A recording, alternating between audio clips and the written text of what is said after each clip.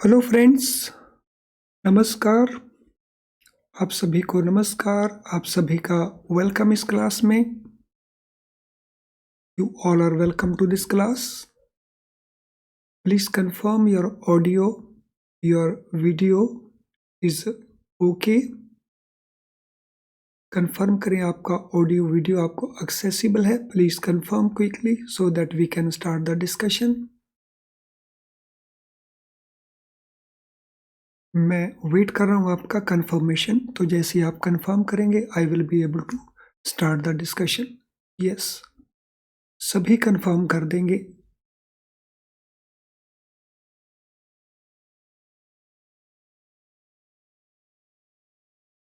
Okay, let us start.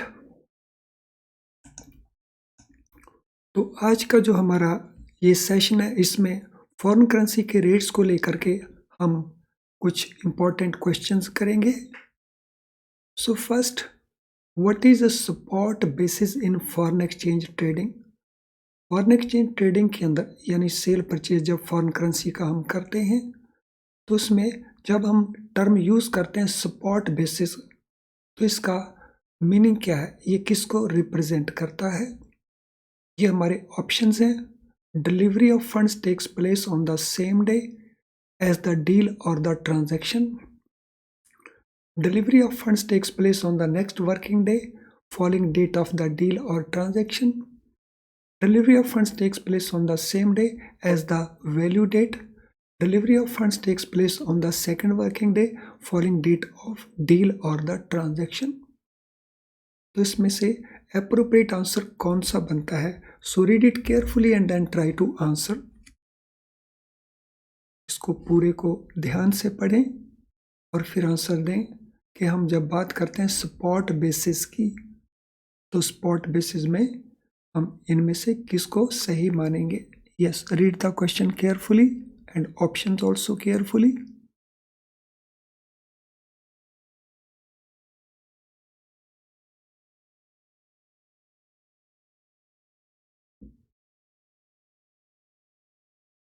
So come on quickly, what will be your answer? सभी students try करेंगे answer देने की। All of you must try.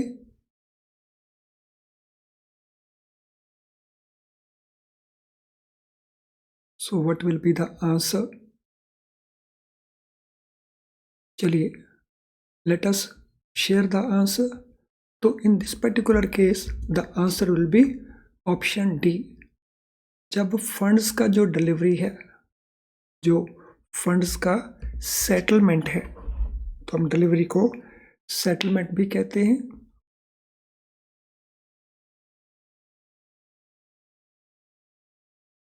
When it is completed, it takes place on second working day from date of transaction, date of deal, date of contract। तो उसको हम कहते हैं spot basis. So spot basis एक time period है जिसमें हमारे पास T, that is date of trade, that is date of contact, plus 2 working day का पीरियड होता है। Let us go to second question. What is value date or settlement date in foreign exchange trading?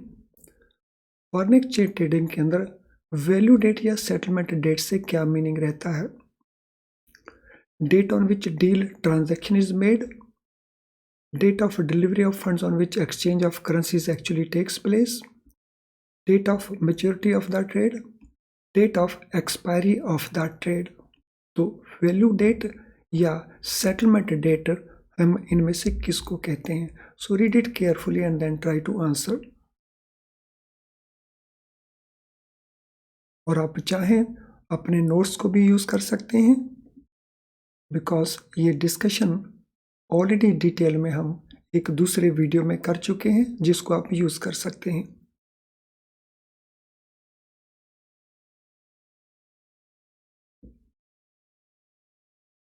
So question number 2, what will be the answer for question number 2? Read it quite carefully and then try to answer.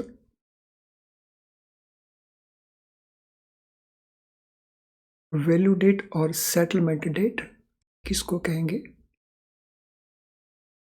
Okay, I share the answer. So it is option B, that is date of delivery of funds on which exchange of currencies actually takes place. जो actually happen होता है, तो एक होता है contract करना और एक हैपन होना एक्चुअल डिलीवरीज का, तो उसको हम कहते हैं वैल्यू डेट या settlement date. Okay, let us go to next question. What is usual value date in both centers in case of payments on telegraphic transfer basis? आम तौर के ऊपर जो वैल्यू डेट है दोनों सेंटर्स में एक जैसी होगी in case of payment on telegraphic transfer. तो आमतौर के ऊपर वो यूजुअल वैल्यू डेट कौन सी रहती है दोनों सेंटर्स के अंदर अगर टेलीग्राफिक ट्रांसफर के थ्रू पेमेंट हो? सेम डे एज डील और transaction date, next working day following date of deal, same day in both centres, second working day following date of deal और ट्रांजैक्शन. तो यहाँ पे हमने बताना है अगर पेमेंट टीटी बेसिस के ऊपर हो तो दोनों सेंटर्स में वैल्यू डेट का पोजीशन क्या रहेगा आमतौर के ऊपर यूजुअली. Question number 3.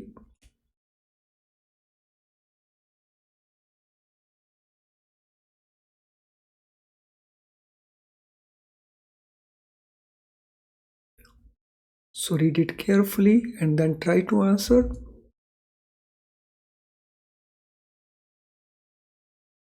सारे बेसिक क्वेश्चंस हैं, फंडामेंटल क्वेश्चंस हैं जिनकी प्रॉपर अंडरस्टैंडिंग आपको न्यूमेरिकल्स कैलकुलेशन में बहुत यूजफुल रहती है.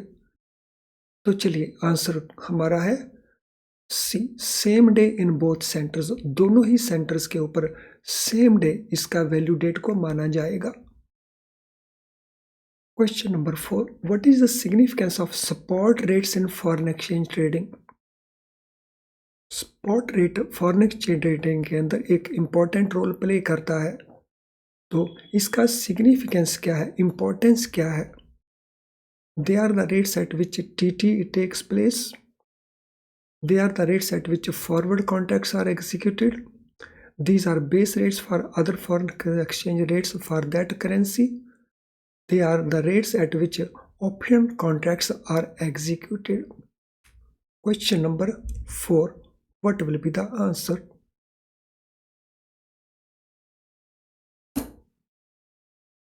क्वेश्चन नंबर 4 के लिए आंसर क्या रहेगा?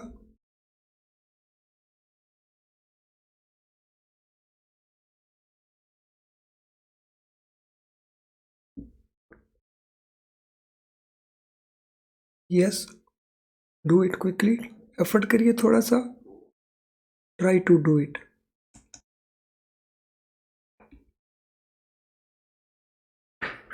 यस, मैं रिक्वेस्ट करूंगा सभी से कि सभी स्टूडेंट पार्टिसिपेट करें. आप पार्टिसिपेट करेंगे सभी तो आपको डेफिनेटली बेनिफिट ज़्यादा मिलेगा इस क्लास का. आपका माइंड एप्लीकेशन होता है उससे, तो आपको बेनिफिट ज़्यादा मिलता है. तो here the answer will be C. So क्योंकि स्पॉट रेट्स को हम बेस रेट मानते हैं जिसके बेसिस के ऊपर जो बाकी के रेट्स हैं उस करेंसी के अंदर, चाहे वो फॉरवर्ड रेट्स हों, चाहे वो स्पॉट रेट अपने आप में हो, चाहे वो टर्म रेट हो या वो कैश या रेडी रेट्स हों. चलिए अगले क्वेश्चन के ऊपर चलते हैं. व्हाट इज रेडी रेट और cash deal in foreign exchange trading? So foreign exchange trading के अंदर कैश डील या रेडी डील हम किसको कहते हैं?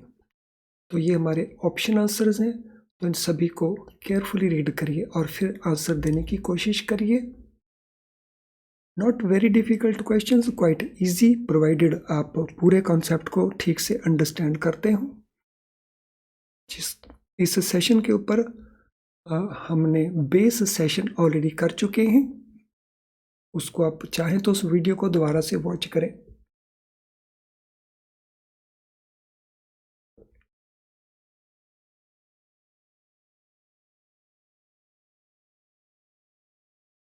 यस, मैं वेट कर रहा हूं।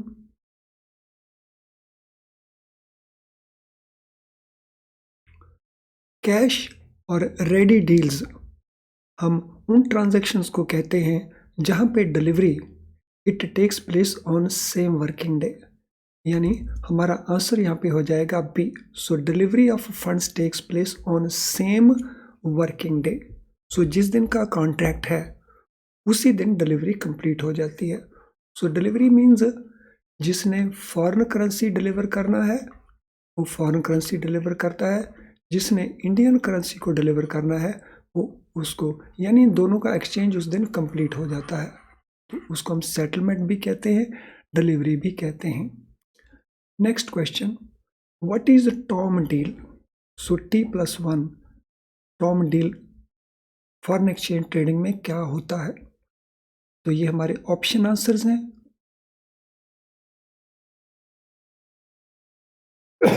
Sorry friends, yes, do it quickly. Tom deal हम किसको कहते हैं?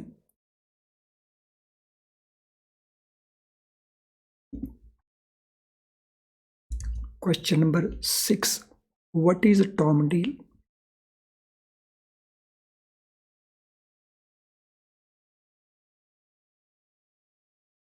सो टॉम डील का मीनिंग क्या है, किसको रिप्रेजेंट करता है? Settlement taking place on same working day, delivery of funds takes place on the same working day, settlement takes place on a next working day, delivery of funds take place on a next working day after the deal। So हमारा option answer इसमें बनता है correct, that is C, settlement takes place on the next working day after the deal. तो appropriate word settlement है, delivery भी हम कह सकते हैं लेकिन more appropriate word is C, इसलिए जो आंसर हमने मार्क किया है वो आंसर सी है। चलिए अगले क्वेश्चन के ऊपर चलते हैं। ये जो अभी तक हमने क्वेश्चन किए हैं इसके अंदर जो वैल्यू डेट्स हैं, अगर हमने केयरफुली नोट किया हो, हमने वैल्यू डेट्स अभी तक स्पॉट के अंदर नोट की हैं, फ्यूचर के नहीं। स्पॉट का मीनिंग होता है करंट। सो स्पॉट में हमने सेम डे,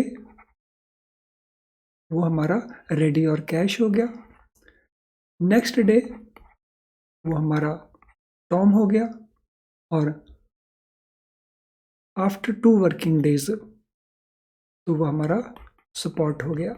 अगर इसको हम टी के पॉइंट ऑफ व्यू से देखें तो ये T+0 मीन्स सेम डे, तो ये T+1 that is next day, और ये हुआ T+2, ये हुआ हमारा second working day.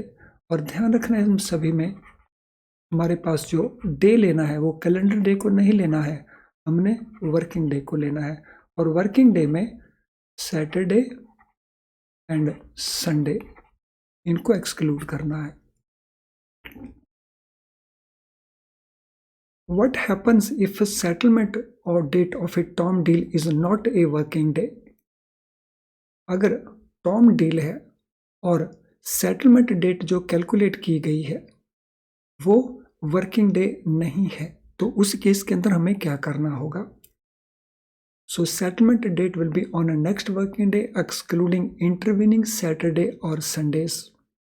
Settlement date will be on the same day as the deal. Settlement date will be on a next day including intervening Sundays and Saturdays. Settlement date will be on the 3rd working day after the deal.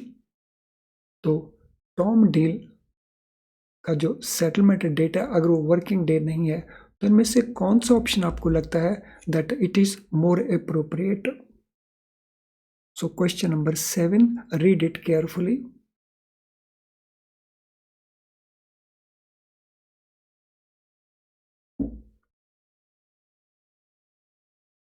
सो इसको carefully देखेंगे और फिर answer करेंगे।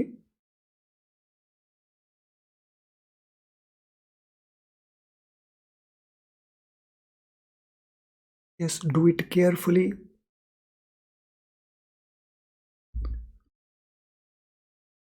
Well, let us see the answer.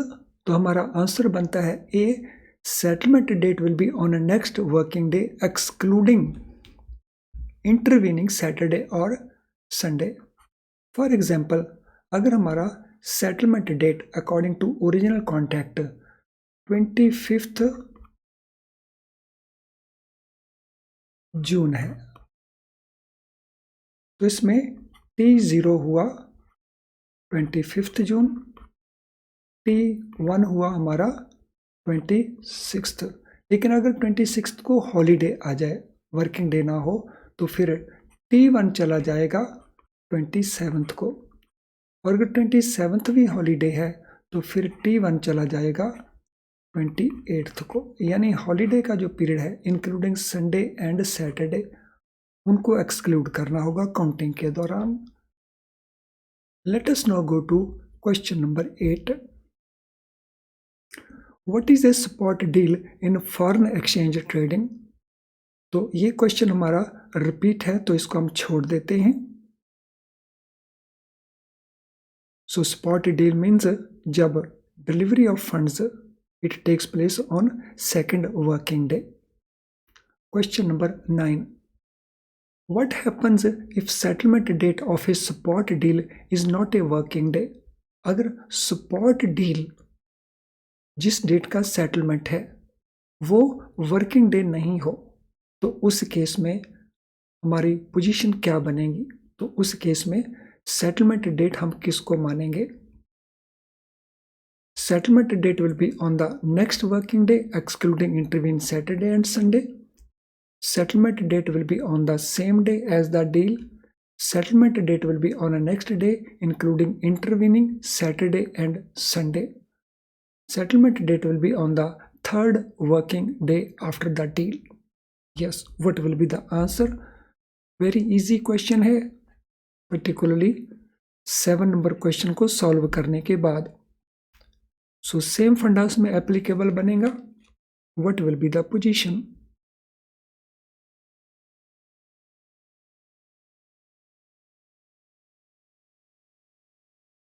So question number 9.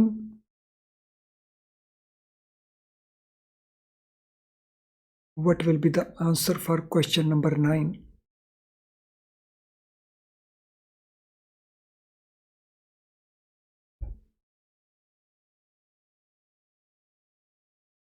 So answer क्या रहेगा? So answer in this case also will be A. So settlement will be on the next working day, जिसमें Saturday Sunday को हम exclude कर देंगे। तो एक example के थ्रू हम फिर इसको अंडरस्टैंड कर सकते हैं। अगर settlement date according to contract 25 June है, तो स्पॉट ट्रांजैक्शन है, तो ये होती है T+2। तो T हमारा 0 25 हो गया, T1 हमारा 26 हो गया, T2 हमारा 27 हो गया। सो अगर 27 हॉलीडे है, so it could be A Saturday, तो T2 चला जाएगा 28 को। लेकिन अगर ये भी हॉलीडे है, जैसे ये संडे चला गया, तो फिर T2 चला जाएगा 29 के ऊपर। तो इस प्रकार से हम आसानी से ये कैलकुलेशन को कर सकते हैं और अंडरस्टैंड कर सकते हैं। Let us now go to 10th question. What is the assumption made if nothing is mentioned about the settlement date in the foreign exchange transaction? Foreign exchange transaction के अंदर सेटलमेंट डेट के बारे में कुछ नहीं कहा गया। नॉर्मली तो होगा नहीं, लेकिन बाय मिस्टेक अगर ऐसा हो जाए तो क्या अजम्पशन है, तो रूल हम क्या फॉलो करेंगे? Settlement will take place on same working day as the date of trade. Settlement will take place on next working day after the deal. Settlement will take place as a spot deal. Settlement is to take place as a term deal. तो क्या हम उसको assume करेंगे? Question number 10. So what will be the assumption?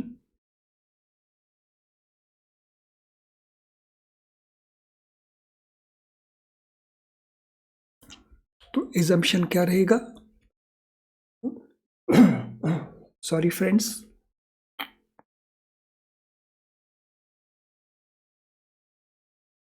So what will be the assumption in this case?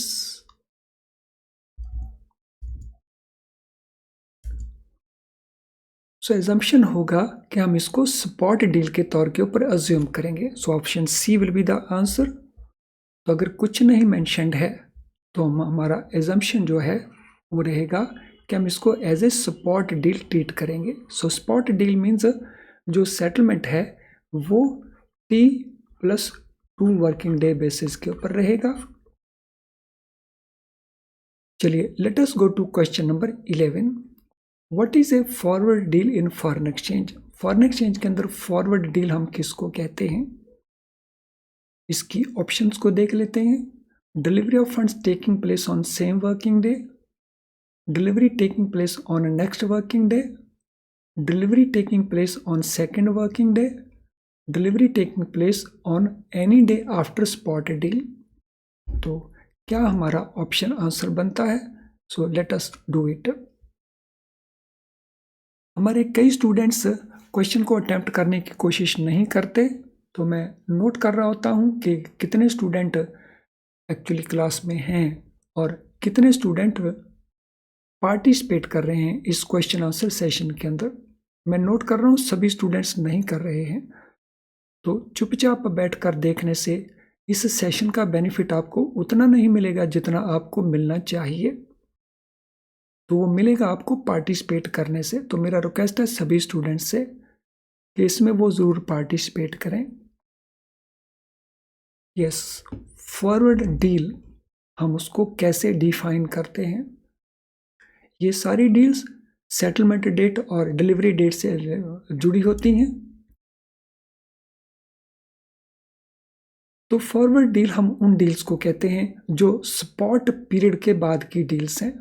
तो delivery of funds taking place on the day after the spot deals.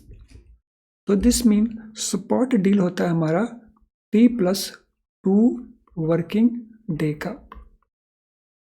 तो any day after this, तो this mean it will be T+3 working day और there after. इसके after कोई भी date हो सकती है. फ्रेंड्स, अभी तक प्रैक्टिकली हमने 10 क्वेश्चंस किए हैं. ज़रा देखिए आपका स्कोर क्या रहा 10 में से. सो एक क्वेश्चन हमने छोड़ दिया था. तो व्हाट इज़ योर स्कोर? अपना अपना स्कोर ज़रा स्क्रीन के ऊपर बताइएगा क्या क्या आपका स्कोर रहा, जिससे पता चलेगा कि आपकी अंडरस्टैंडिंग इस टॉपिक को लेकर के कितनी हो चुकी है. सो क्विकली काउंट करिए और अपना अपना स्कोर स्क्रीन के ऊपर शेयर करिए.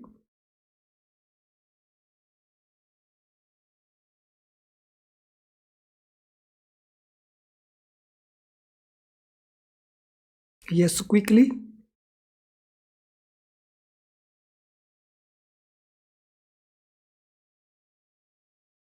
और इस स्कोर को इसको यूज करिए टू आइडेंटिफाई के किस किस क्वेश्चन में आपको डिफिकल्टी रही और उसको रिमूव करिए सो दैट फाइनल एग्जाम में आपकी किसी प्रकार की मिस्टेक ना हो. What is formula to derive forward rates in foreign exchange? Foreign exchange में अगर हमने फॉरवर्ड रेट कैलकुलेट करना है तो उसको कैलकुलेट करने के लिए, डिराइव करने के लिए हम फॉर्मूला कौन सा यूज करते हैं? Forward rate is equal to premium और minus discount minus spot rate. Forward rate is equal to spot rate plus premium minus discount. Forward rate is equal to premium minus discount divided by spot rate. Forward rate is equal to spot rate multiplied by premium और discount. तो इनमें से actual formula कौन सा है to calculate forward rate? Question number 12.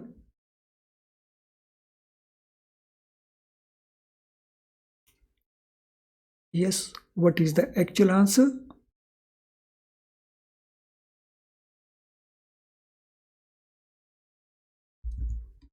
Question number 11 के लिए तो एक्चुअल आंसर हमारे पास आइटम बी के अंदर अवेलेबल है. So forward rate will be equal to spot rate. Spot rate को लेंगे और अगर प्रीमियम है तो ऐड करेंगे उसको, और अगर डिस्काउंट है तो हम उसको माइनस करेंगे. And that way we will be able to calculate the forward rate. चलिए क्वेश्चन नेक्स्ट के ऊपर चलते हैं. What does it mean when forward US dollar is at premium and Indian rupee is at a discount? तो इसका meaning क्या होता है? तो जब फॉरवर्ड USD एट प्रीमियम है और Indian rupee at a discount है तो इसका मीनिंग क्या रहता है?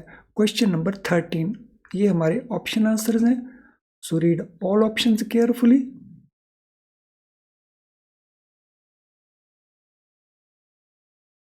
Future rate of home currency less than spot rate date. Future value of home currency more than the spot value. Future rate of home currency more than spot date.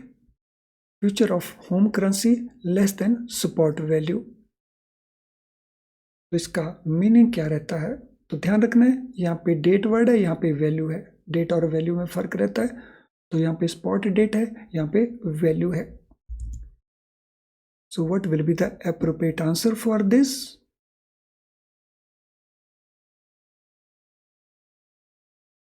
Yes, what will be the answer?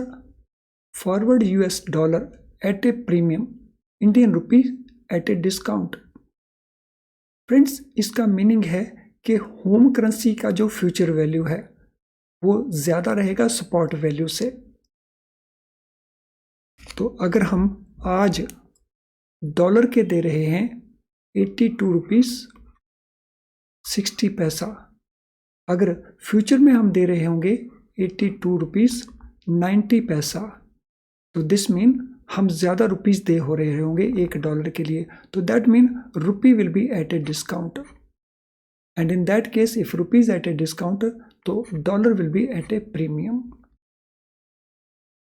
What is forward margin in case of foreign exchange? So foreign exchange में जब हम use करते हैं term forward margin को, तो इसका meaning क्या रहता है? Difference between spot and forward, difference between premium and discount, difference between value date and settlement date, difference between buying and selling rate of the currency. तो what is meant by forward margin? Forward margin का meaning क्या रहता है?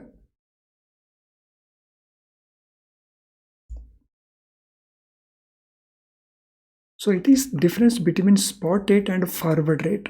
Spot और forward rate के बीच का जो डिफरेंस है, जैसे हमारी ये एग्जांपल थी, इन दोनों के बीच में जो डिफरेंस है वो 30 पैसा का है.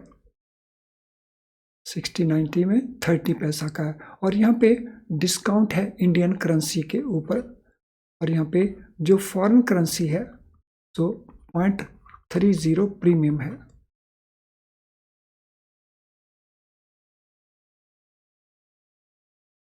चलिए अगले क्वेश्चन में जाने से पहले क्विकली जिनका लाइक डिसलाइक बचा है वो लाइक डिसलाइक को कंप्लीट कर देंगे. So do it quickly. अभी बहुत सारे स्टूडेंट्स हैं जिनका लाइक डिसलाइक कंप्लीट नहीं हुआ है, सो डू इट क्विकली. कर दीजिए लाइक डिसलाइक को कंप्लीट, और साथ में ये स्क्रीन के ऊपर जो कुछ भी इस समय अपीयर हो रहा है इसको केयरफुली रीड करिए, इसमें कई चीज़ें आपके काम की हो सकती हैं.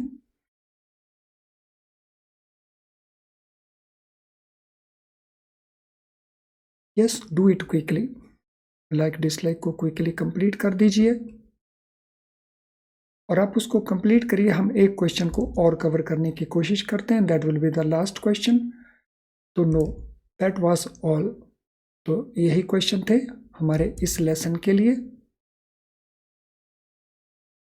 तो चलिए हम आगे जाके और सेशंस में फॉरेन एक्सचेंज के रेट्स को लेकर के डिस्कशंस को कंटिन्यू करेंगे. Thank you friends, all the best.